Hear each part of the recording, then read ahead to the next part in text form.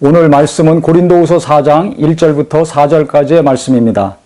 그러므로 우리가 이 직분을 받아 긍휼하심을 입은 대로 낙심하지 아니하고, 즉 율법의 직분이 아니라 사도의 직분을 받은 이 바울이 긍휼하심을 입은 대로 낙심하지 아니하고, 즉 하나님이 긍휼을 베풀어 주셔서 낙심하지 아니하고 직분을 계속 감당했다는 거죠.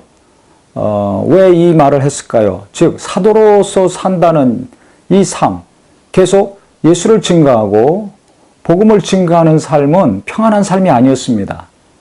거짓 사도들은 사람들이 써준 추천장을 받아서 대우를 받으면서 편안하게 살았던 이 바울을 대적했던 자들에 비하면 이 사도 바울의 삶은 대단히 힘들고 많은 고난과 위험이 따르는 삶이었습니다.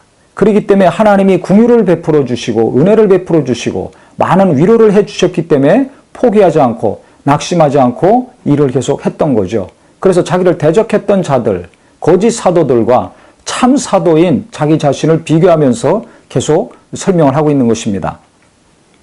그래서 내가 이 직분을 받아서 일하면서 하나님의 은혜로 긍휼로 낙심하지 않고 일하는데, 이에 숨은 부끄러움의 일을 버리고, 즉 부끄러운 것을 내가 다 버렸다.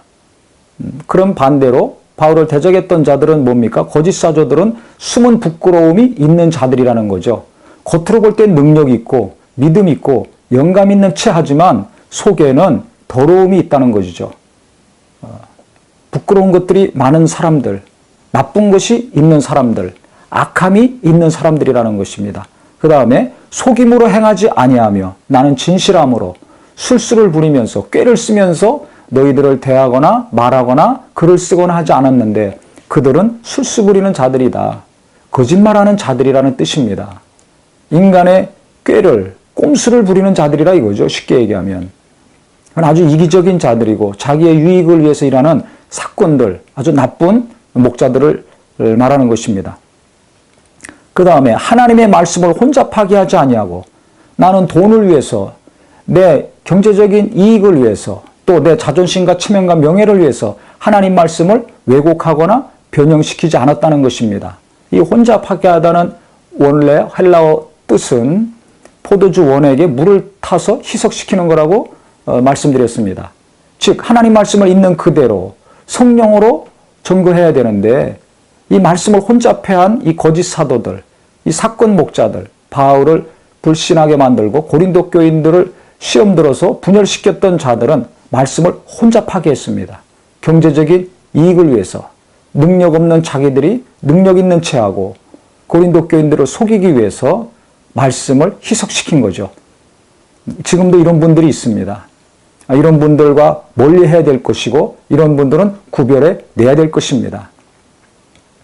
오직 진리를 나타내므로 하나님 앞에서 각 사람의 양심에 대하여 스스로 추천하노라.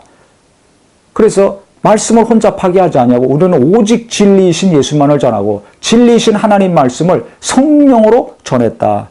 그렇기 때문에 하나님 앞에서 각 사람의 양심에 대해 스스로 추천한다. 우리가 하나님 앞에서 너희들 양심 앞에서 우리 자신을 추천한다. 우리는 부끄러움이 없고 우리는 진실한 자고 우리는 참된 사도다. 저 거짓 사도들, 너희들을 시험 들게 하고 나를 뒤흔들고 있는 저 대적자들, 저 거짓 사도들과 나는 무엇이 다른가? 하나님 앞에서, 너희들 양심 앞에서 우리가 추천할 정도로 우리는 진실한 자들이다. 참된 목자요 사도라는 것을 그가 계속해서 강조하고 있는 것입니다. 그래서 우리가 교회 안에서 정말 저 목회자가, 저 리더가 과연 진실한 사람인가 아닌가? 술수를 부리는 사람인가 아닌가? 돈을 목적으로 말씀을 희석시키고 이용하는 사람인가? 아니면 영혼을 살리고 깨우고 위로하려고 말씀을 전하는 사람인가? 분별할 수 있어야 됩니다. 진실성이 있는가 없는가? 심령이 깨끗하고 순수한 사람인가 아닌가? 더러운 목적으로, 돈을 목적으로 하나님의 일을 하고 말씀을 전하는가? 아니면 진짜 영혼을 사랑해서 말씀을 전하고 헌신하고 희생하는 사람인가? 어떤 사람인가를 잘 분별하셔서 참 목자가 세워질 수 있도록 정말 참 종들이 교회에서 많이 일할 수 있도록 기도하시고 영적으로 깨어 있으셔야 될 겁니다. 겉만 보고 학벌 보고 문벌 보고 가문 보고 외모 보고 졸업장 보고 건물 보고 넘어가서 후회하고 탄식하지 마시고 성령으로 성도들도 깨어 있어야 될 것이고 교인들을 인도하는 영적인 리더들과 목사님들도 정말 하나님 앞에서 성령으로 일하고 깨어서 하나님 앞에 붙들려 말씀을 증거하고 영혼들을 정말 인도하려고 몸부림쳐야 될 것입니다. 그래서 만일 우리의 복음이 가리웠으면 망하는 자들에게 가리워진 것이라. 즉 우리가 이와 같이 참 사도인데 진짜 하나님이 부르시고 쓰시는 사도들인데 복음을 전하는 자들인데 우리의 말을 듣고 예수를 안 믿고 멸망하는 자들은 가리운 거잖아. 모세 얼굴을 수건으로 가린 것처럼 무엇인가 가리워진 자들이다. 그러면서 그 중에 이 세상 신이 믿지 아니하는 자들의 마음을 혼미케 하여 그리스도의 영광의 복음의 광채가 비치지 못하게 함이니 그리스도는 하나님의 형상이니라.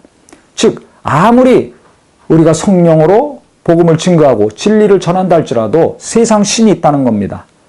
누구는 그 영광의 복음의 광채를 받아들여서 예수님을 믿고 구원도 받고 영생을 얻는데 죄에서 자유를 얻는데 누구는 예수를 거부하고 믿지 않죠. 그 이유는 뭔가? 이 세상 신이 즉 마귀와 타락한 천사들과 귀신 이 영들이 믿지 않는 자들의 마음을 혼미케 한다는 겁니다. 그래서 하나님 말씀을 들을 때 예배할 때 어떤 사람들은 은혜 받고 어떤 사람은 전혀 은혜를 못 받습니다.